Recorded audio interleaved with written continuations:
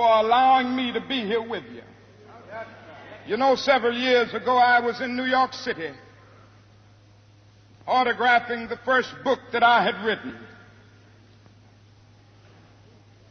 And while sitting there autographing books, a demented black woman came up. The only question I heard from her was, "Are you Martin Luther King?" And I was looking down writing, and I said, "Yes." And the next minute I felt something beating on my chest.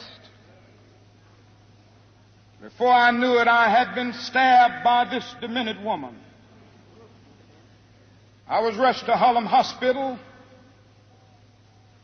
It was a dark Saturday afternoon. That blade had gone through, and the x-rays revealed that the tip of the blade was on the edge of my aorta, the main artery.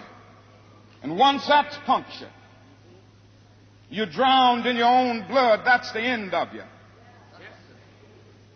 It came out in the New York Times the next morning that if I had merely sneezed, I would have died.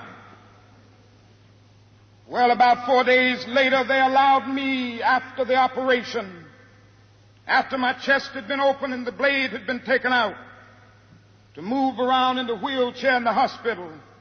They allowed me to read some of the mail that came in, and from all over the states and the world, kind letters came in. I read a few, but one of them I will never forget. I had received one from the president and the vice president. I've forgotten what those telegrams said. I'd received a visit and a letter from the governor of New York, but I've forgotten what that letter said. But there was another letter that came from a little girl, a young girl, who was a student at the White Plains High School. And I looked at that letter, and I'll never forget it. It said simply, "Dear Dr. King, I am a 9th grade student at the White Plains High School." She said, "While it should not matter, I would like to mention that I'm a white girl. I read in the paper of your misfortune and of your suffering. And I read that if you had sneezed, you would have died. And I'm simply writing you to say that I'm so happy that you didn't sneeze. And I want to say tonight,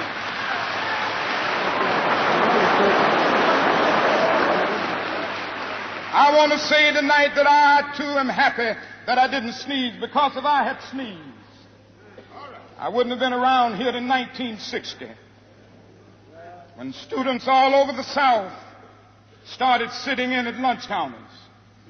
And I knew that as they were sitting in, they were really standing up for the best in the American dream and taking the whole nation back to those great wells of democracy which were dug deep by the founding fathers in the Declaration of Independence and the Constitution. If I had sneezed, I wouldn't have been around here in 1961 when we decided to take a ride for freedom and ended segregation in interstate travel.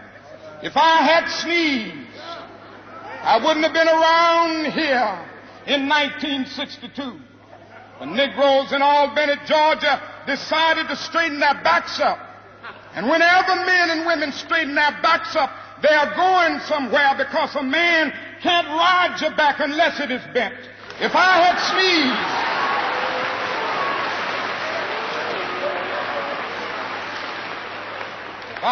sneezed, I wouldn't have been here in 1963.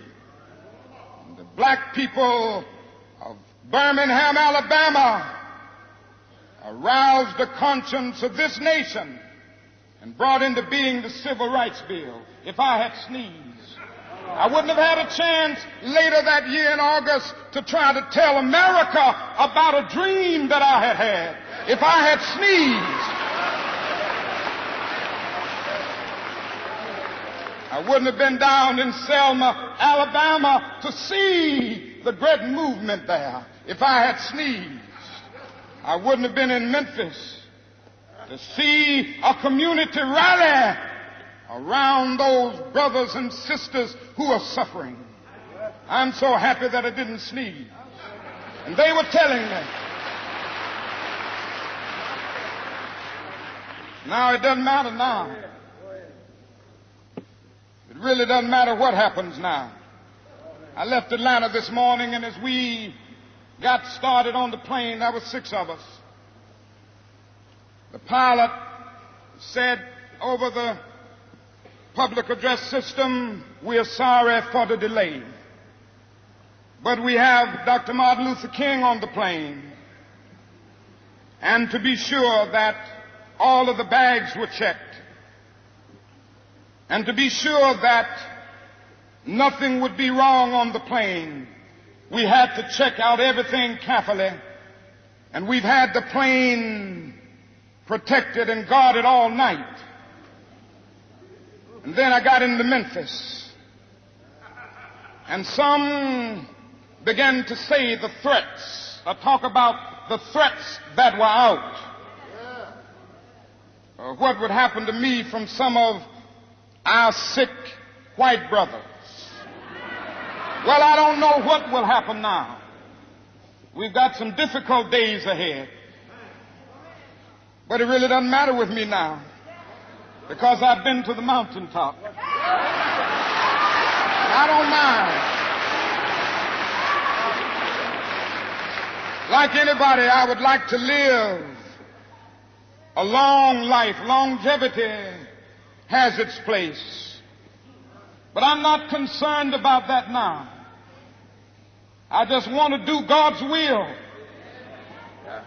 And He's allowed me to go up to the mountain. And I've looked over. And I've seen the promised land.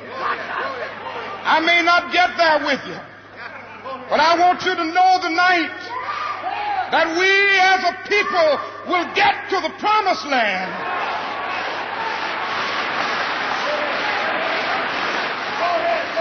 So I'm happy tonight. I'm not worried about anything. I'm not fearing any man. Mine eyes have seen the glory of the coming of the Lord.